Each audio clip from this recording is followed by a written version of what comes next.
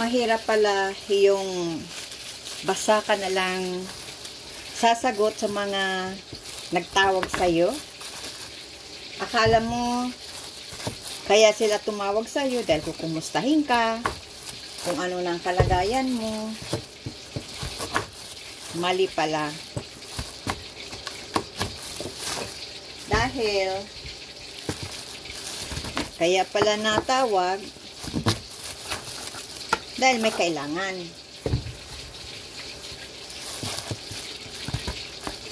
Kapag hindi mo pinaunlakan,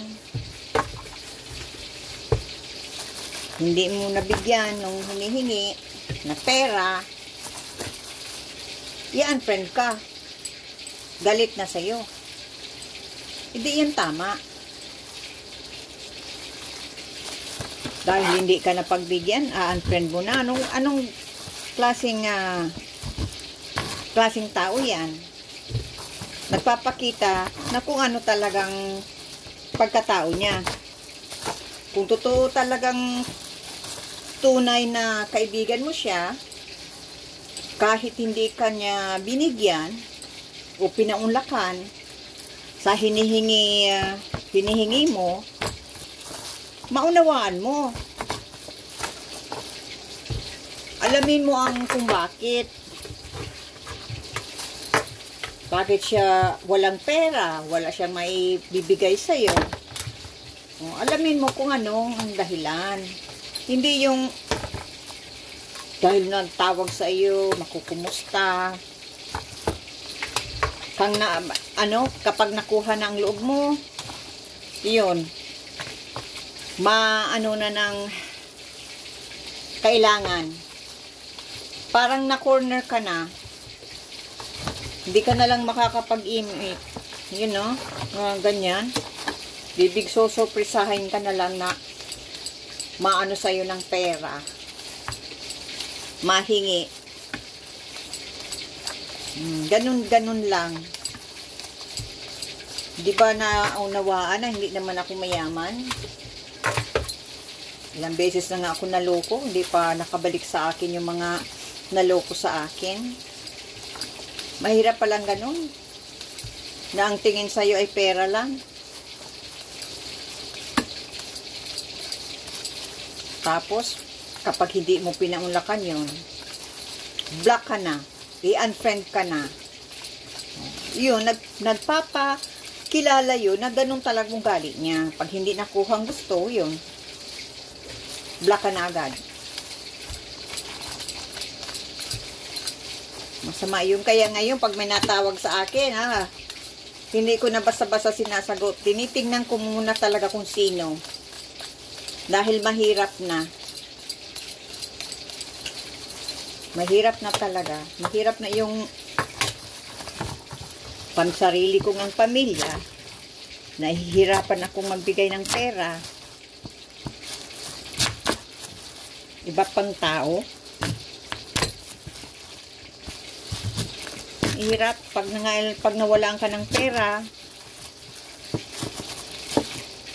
Hindi mo naman maasahan yung mga nabigyan mo. Wala na yung. Kaya dapat i-priority talaga ang sarili, pamilya. Dahil kahit papano, nandyan sila para sa'yo. Pero yung ibang tao, wala yan. Mabuti lang sa'yo dahil may makukuha. Kapag wala na yung makuha, hindi ka na kayang kilala. Kalimutan ka na. Kahit ano pang ibigay mo dyan. Ibigay mo ng lahat. Pag hindi ka na kailangan, goodbye. At hindi ka na maalala. Kaya, mahirap talaga. Yung mahirap na yung akala ay okay lang, bigay ng bigay. Pag hindi ka na nakabigay, yan, galit na sa'yo. Hindi ka napansin. Yun, hindi ka nakilala. Wala na. Pag nabigyan mo naman, ganun din. Pag wala nang kailangan sa'yo, hindi ka na rin pansin. Di ka nakilala. Ganon din. Wala ka patunguhan. Kaya, hindi bale na wala kang kaibigan. Kasi madali lang makakuha ng kaibigan sa totoo lang pag meron kang pera. Ang maganda, yung talagang totoong kaibigan, kahit walang pera, na makukuha sa'yo, kaibigan ka talaga. Yan ang hinahanap ng isang tao.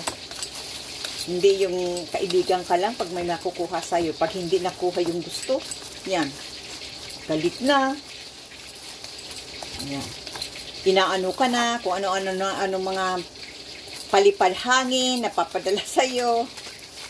Oh. Kung ano ang mga wish na masasama tungkol sa'yo. Tapos, kung ano-ano pang mga masasama na hinahangad para sa'yo. Grabe, ganun talaga ang mga tao.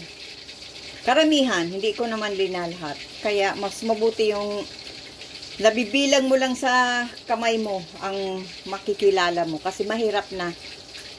Mahirap na talaga magtiwala sa panahon sa panahon ng ngayon, mahirap.